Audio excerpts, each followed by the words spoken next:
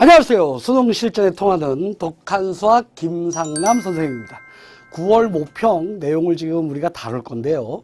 9월 모평 우리가 예상했다시피 굉장히 평이한 문제로 나왔다. 그리고 그 중에서 꼭 문제 몇 개를 집어내 본다면 20번, 21번, 그리고 29번, 30번 이 정도가 변별력 문제가 되겠다. 이렇게 생각이 됩니다.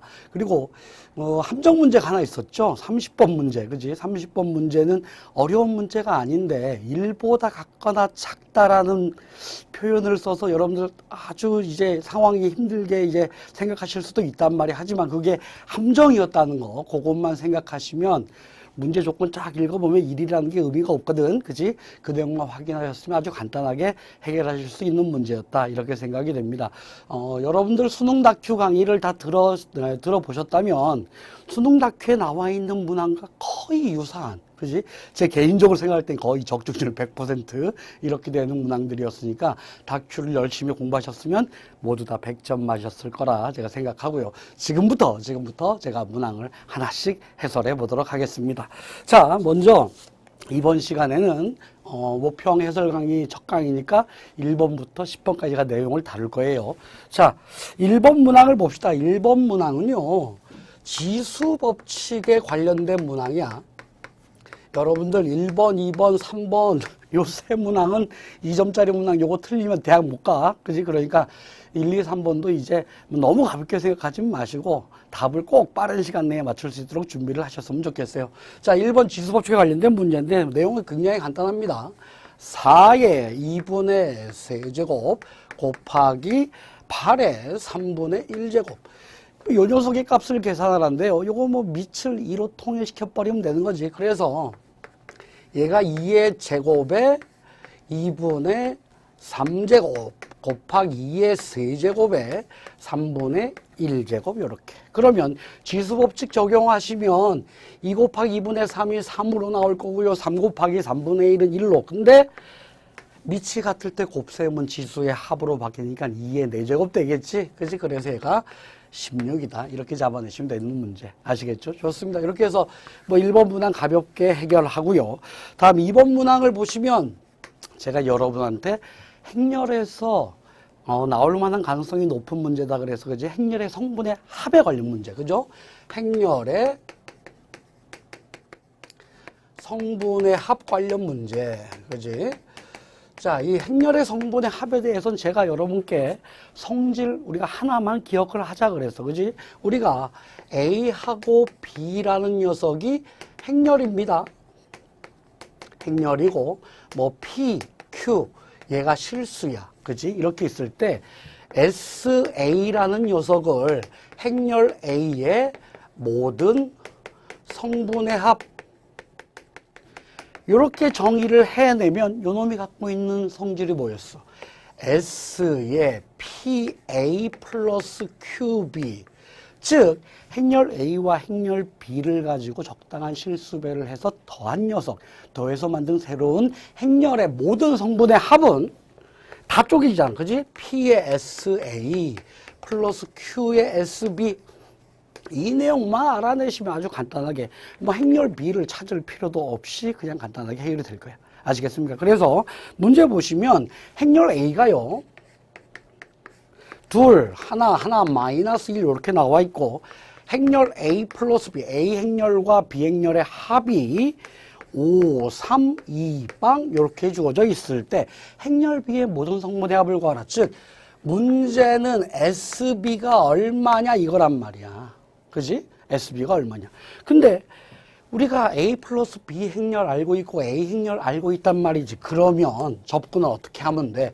SA 계산해 버린다고. SA는 3 맞죠? 다음에 S의 A 플러스 B 이 녀석은 더해내면 얼마야? 열이네. 그죠?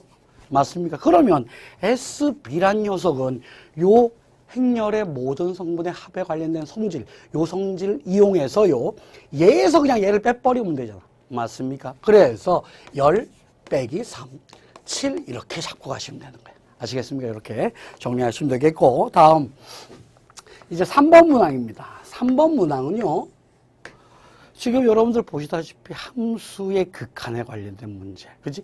근데 함수의 극한은 지금 x가 2를 향해 가는 상황이니까 수열의 극한과 좀 내용이 똑같은 상황. 아시겠습니까? 그래서 문제 써보면 리미트 x가 2를 향해 갈 때 x 플러스 1에다가 x 마이너스 2분의 x의 제곱 마이너스 2x. 굉장히 간단한 녀석이지. 맞습니까? 그래서 이 녀석의 극한꼴부터 확인하라 그랬어. 극한꼴을 확인해 봤더니요. x가 2를 향해 갈 때 분모가 0을 향해 갑니다. 분자도 0을 향해 갑니다. 즉, 이 3번 문항은 함수의 극한 중에서도 어떤 꼴이야? 0분의 0꼴, 무한소분의 무한소꼴의 부정형의 극한을 계산할 수 있느냐, 요걸 묻는 문제지. 맞습니까? 그래서 0분의 0꼴 어떻게 처리해요? 뭐 로피탈을 쓸 수도 있지만 기본적으로 0분의 0꼴은 0을 만드는 인수들을 제거해버리면 되는 거잖아. 맞습니까? 즉, 이 녀석이 지금 0분의 0꼴이라는 얘기는 x가 2를 향해 갈 때 지금 얘처럼 x-2란 인수를 포함하고 있는 형태란 말이야. 그래서 분자 정리해 내시면 얘가 어떻게 되냐? x에다가 x-2의 곱 이렇게 나올 거잖아. 맞습니까? 그래서 얘하고 얘 이렇게 약분시켜 버리면 얼마야? 3분의 2, 그죠? 그래서 리미트 x가 1을 향해 갈 때 x 플러스 1분의 x 얘만 계산하면 되는 거지. 그래서 얘가 얼마? 3분의 2입니다. 이렇게 정리하시면 되는 겁니다. 아시겠죠? 이렇게 해서 1번 문항, 2번 문항, 3번 문항, 1번 문항은 지수법칙에 대한 문제, 2번 문항은 행렬의 성분의 합에 관련된 문제, 3번 문항은 다항함수의 극한, 특히 분수식의 극한이죠. 0분의 0꼴인 분수식의 극한 계산을 할 줄 아느냐, 이렇게 세 문항이 출제가 됐습니다. 뭐 1, 2, 3번은 다들 가볍게 정리를 잘 하셨을 거라 생각이 돼요. 좋습니다. 이제 네 번째 4번 문항 갈 건데요. 4번 문항. 자, 문제 봤더니 그래프 G를 나타내는 행렬 M. 우리가 얘를 뭐라 그랬지? 인접행렬이라 그랬어. 그지? 그래서 얘는 인접행렬의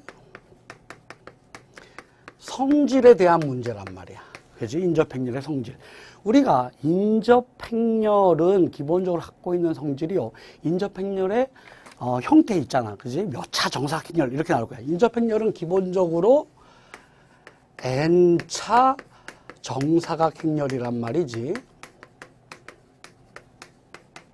그러면 여기서 요 n이 의미하는 바가 뭐야? 이게 꼭지점의 개수다. 그지? 이게 그래프 G의 꼭지점의 개수다.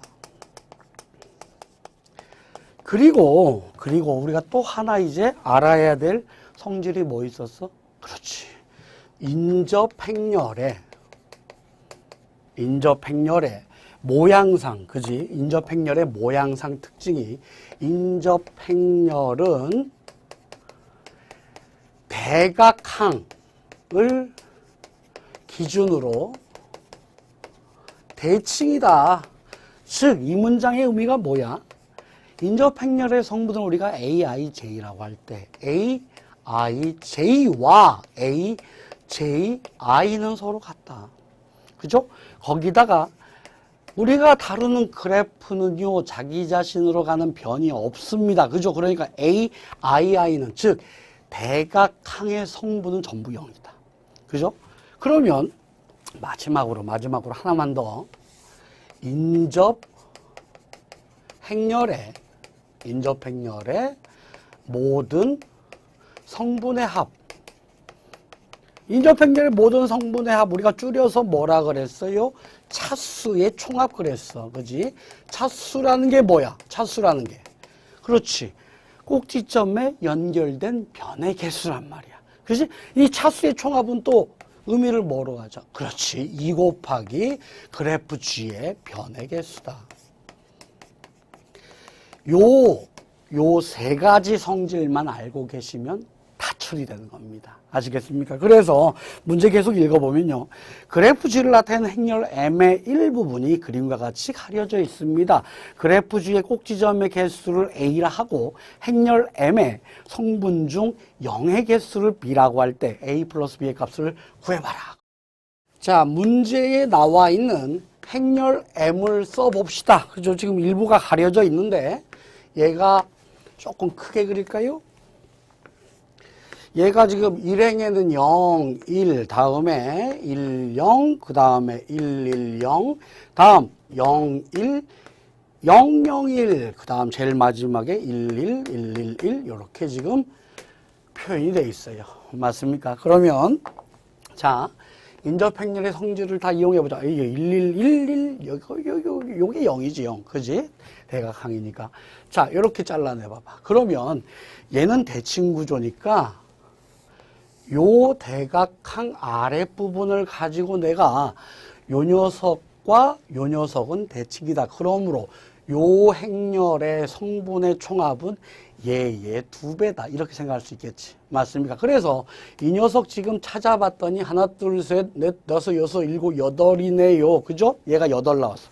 그러면 우리가 A를 찾을 때는 뭘 보면 돼? A는 꼭지점 개수니까 A는 M이라는 행렬이 5 곱하기 5 행렬, 즉 5차 정삭 행렬이잖아. 그지? 그래서 A라는 녀석은 바로 5가 이렇게 튀어나올 거고. 그지? 다음 B라는 녀석은 요 행렬 M에 존재하는 0의 개수. 근데 우리가 인접행렬의 성분은 1 아니면 0 둘 중 하나밖에 없단 말이야. 맞습니까? 그러면 전체 M이 가질 수 있는 성분의 개수는 얘가 5차 정삭 행렬이니까 25개인데 이 25개에서 뭘 빼버려? 그치? 성분의 총합을 빼버려.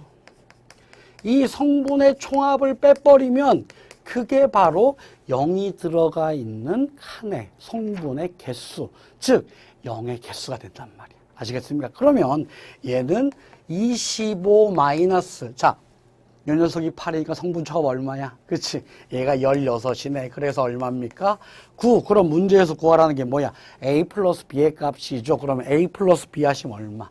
14. 이렇게 계산하시면 되는 거야. 아시겠습니까? 그래서 답을 14 이렇게 잡아내시면 돼요. 아시겠죠? 좋습니다. 이렇게 해서 지금 인접행렬의 성질 관련된 문항을 해결해 봤습니다. 자, 이제 5번으로 넘어가 보죠. 5번은 요만큼이면 되겠다. 그지? 자, 지금 5번은요, 문제 자체가 정적분에 대한 내용. 즉, 다항함수의 정적분을 할 수 있느냐. 그지?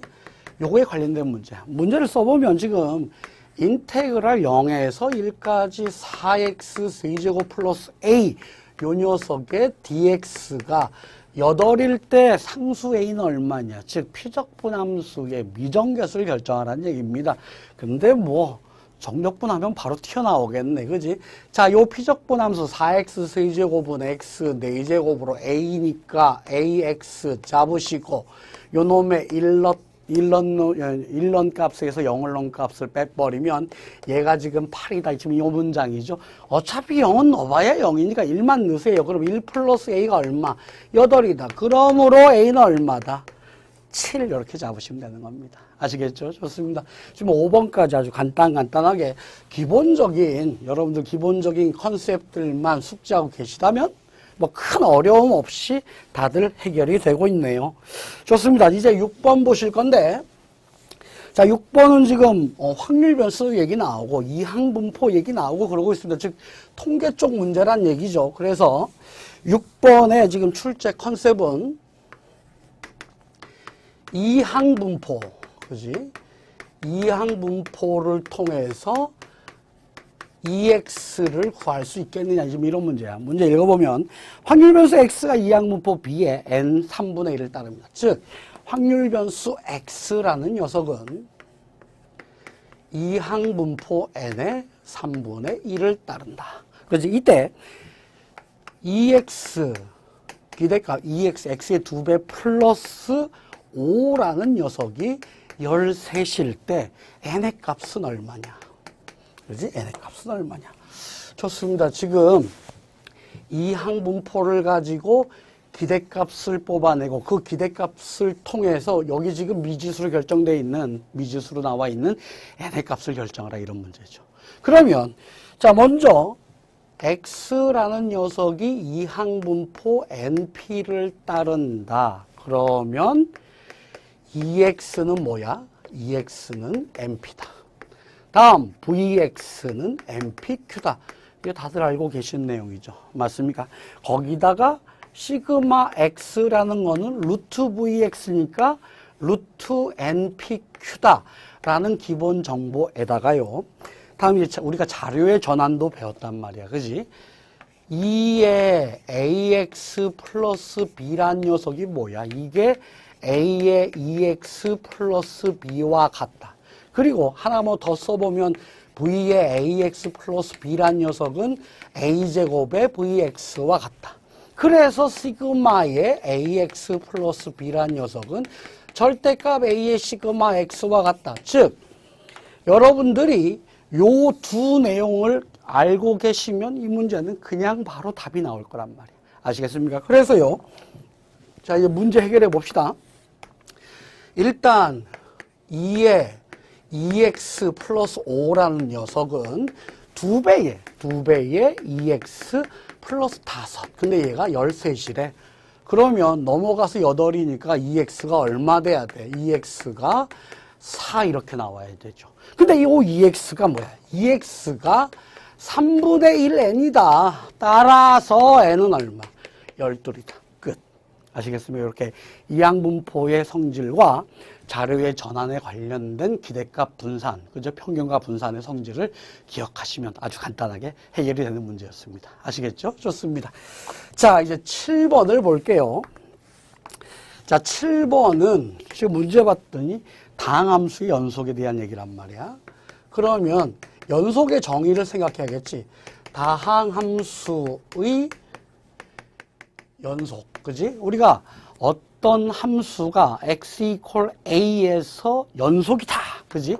x equal a에서 연속이다. 요 문장의 의미가 뭐야? x equal a에서 continuous, 즉 끊겨 있지 않고 쭉 이어져 있다 이런 얘기지. 맞습니까? 그 내용을 우리가 수식으로 확인할 땐 좌극한 fa-0하고요. 우극한 f의 a 플러스 제로하고 같으면서 동시에 얘가 함수값 fa 이렇게 이 세 녀석이 같으면 되는 거잖아. 그지? 요 좌극한 표현이 이게 처음 보시는 분들 때문에 전 이렇게 써요. a-제로를 향해 갈 때 fx를 그냥 간단하게 fa-제로 다음에 fa 플러스 제로란 녀석은 리미트 x가 a 플러스 제로를 향해 갈 때 fx. 이거 뭐 길어서 귀찮으니까 이렇게 짧게 쓰는 겁니다. 아시겠죠? 자, 그러면 문제에서는 지금 fx라는 녀석이 정의되기를 x 플러스 2, 이 녀석은 x가 1보다 각각 작을 때 정의가 되어 있고요. 다음 마이너스 x 플러스 a, 이 녀석은 x가 1보다 크다. 이렇게 1보다 크다일 때 마이너스 x 플러스 a로 정의가 되어 있습니다. 이때 요게 실수 전체 이집합에서 연속이라 그랬어요. 그러면 각각 자기 구간에서 봤더니 자기 구간에서 x가 1보다 각각 작은 구간에서 다항함수니까 얘 연속 맞고요. x가 1보다 크다인 구간에서 얘도 다항함수니까 연속 맞습니다. 즉 자기 구간 내에선 연속이다. 근데 지금 궁금한 데가 어디야? 그 구간이 바뀌는 변환 포인트에서 과연 연속이 될 거냐. 이게 연속이 되어야만 실수 전체에서 연속이다라는 얘기를 할 수 있겠지. 즉, 이 녀석이 실수 전체에서 연속이기 위한 조건. 이 조건만 파악하면 되는 거잖아. 그치? 요 조건은 뭐였다? x equal 1에서 연속이면 되겠다.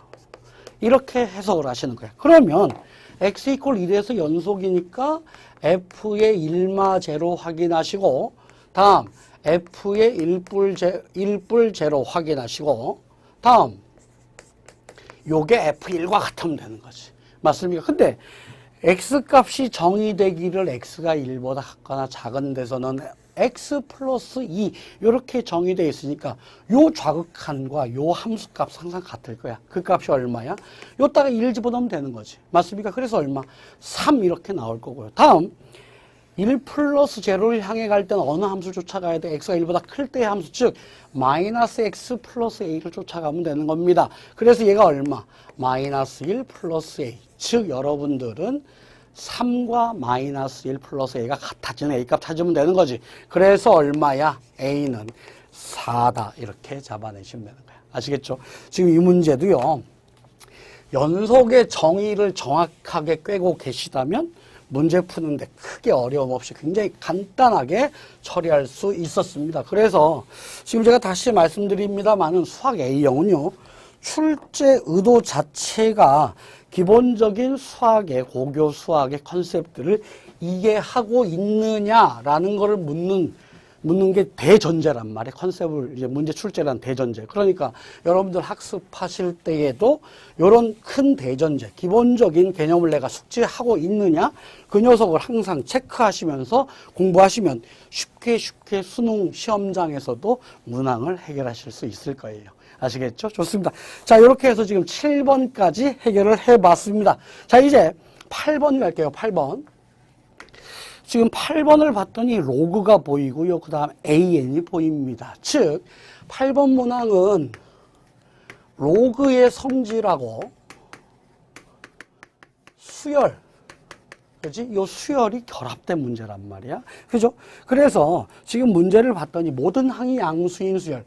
AN은 양수다. 그랬고요. 그리고 첫째 항이 주어져 있습니다. A1은 2다. 이렇게. 그죠? A1이 2다. 이렇게 주어져 있고, 로그 2의 AN 플러스 1, 로그 2의 AN 플러스 1은 1 플러스 로그 2의 AN. 이 녀석 일종의 점화식이네요. 근데 이 점화식을 정리할 때 항상 우리가 AN으로부터 AN 플러스 1이 어떻게 만들어지는지 그 내용을 확인해야 된단 말이야. 그지? 근데 지금 로그가 있으니까 아, 로그의 합은 진수의 곱이다를 가지고 요 1이라는 녀석이 로그 2의 2자녀. 그지? 그래서 여러분들 AN 플러스 1이 2배의 AN이다 라는 사실, 요 점화관계를 쉽게 뽑을 수 있을 겁니다. 그죠? 근데 이 점화관계를 봤더니 아, AN은 뭔 수열이야? AN은 그렇지, 등비 수열이란 말이야. 그렇지? 등비 수열. 그리고 요 2가 뭐다? 공비다. 얘가 공비다. 어라? 첫째 항이 2로 주어져 있고요. 공비가 2네요. 그러면 일반항 AN은 뭐다? 2의 n제곱이다. 되셨습니까? 그러면 문제에서 찾으라는 건 뭐였어? A1 곱하기 A2 곱하기 A3 곱하기 땡땡땡 어디까지?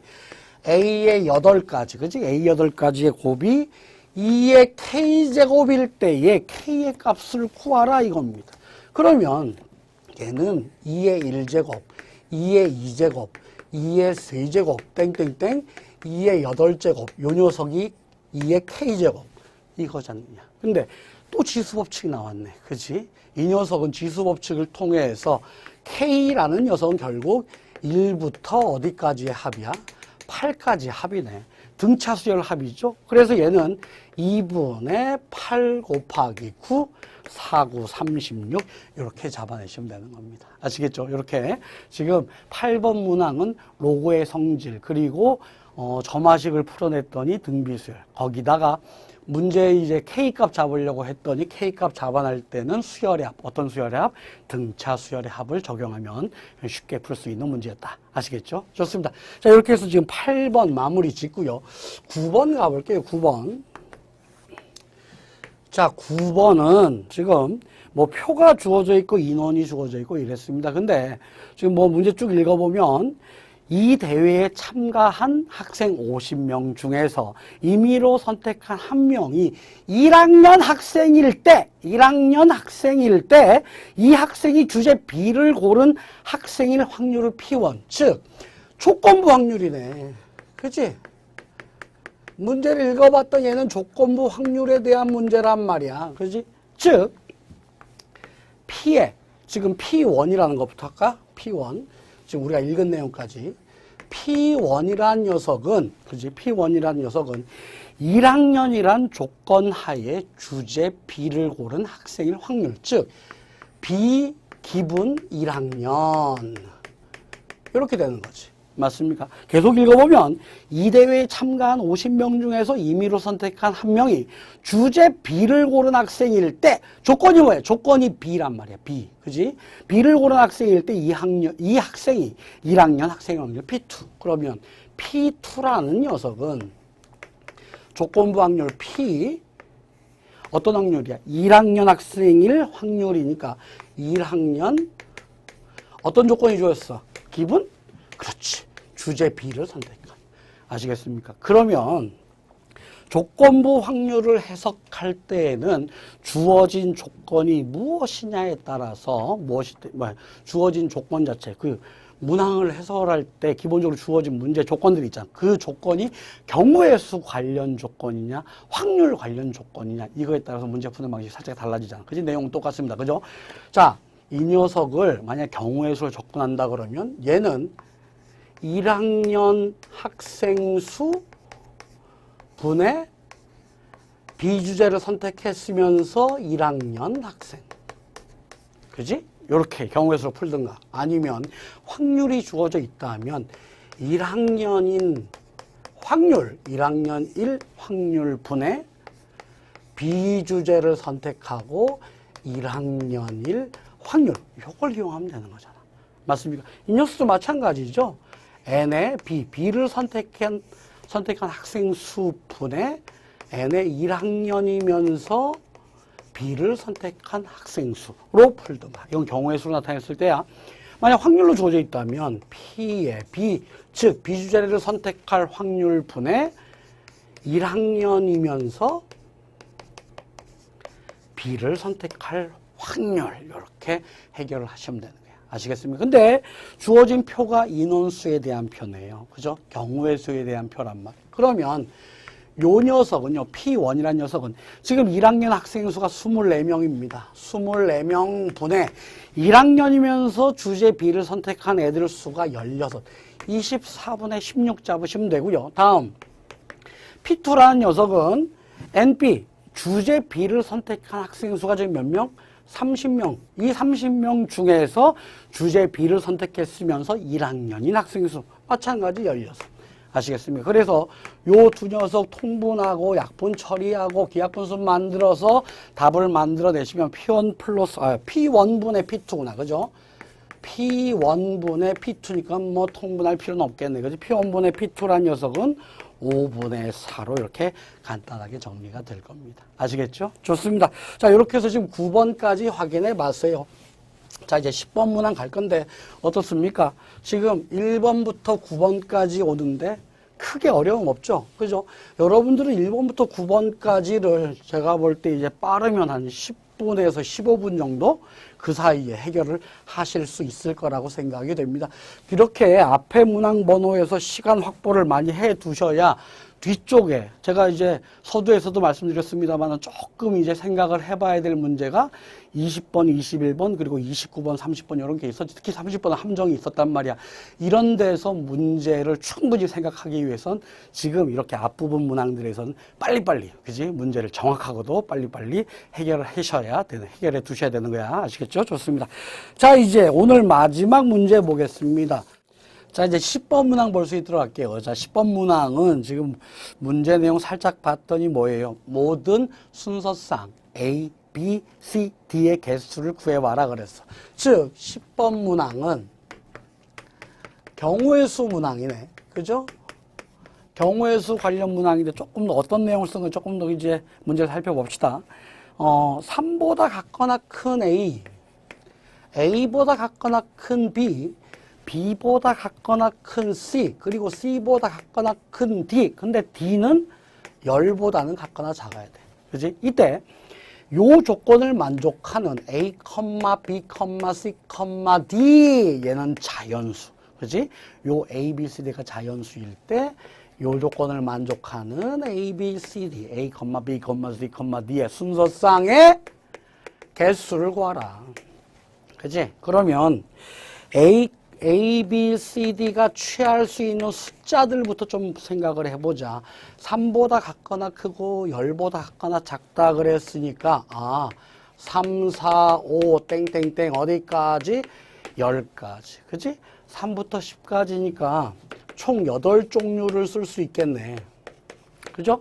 그러면 내가 요 8종류 중에서 숫자 4개를 뽑아내야 돼. 뽑아내기만 할까? 일단은 뽑아낼 건데 조건봤더니 등호들이 다 있단 말이야. 그러면 같은 것을 뽑아도 된다는 얘기네. 즉 중복이 허락된다는 얘기지. 맞습니까? 그래서 A, B, C, D라는 녀석을 내가 숫자들 일단 여기다가 집어넣은 숫자들을 먼저 뽑으려고 그러면 8종류의 숫자 중에서 중복을 허락해서 4개를 선택한다. 그리고 나서 이제 선택했으니 내 손에 4개가 있단 말이에요. 그 4개를 A 주고 B 주고 C 주고 D를 줘야 되잖아. 맞습니까? 이때 뭐 한다고? 이때 크기 순서대로 집어넣어라. 어떤 수든지 간에 크기 순서대로 집어넣는 방법의 수는 한 가지. 즉 8H4 곱하기 1 끝. 선택하고 배워라고. 되셨습니까? 그러면 얘는 요 8H4 어떻게 돼? 8 더하기 4 빼기 1 C4. 그렇죠? 그래서 얘가 얼마야? 11C4.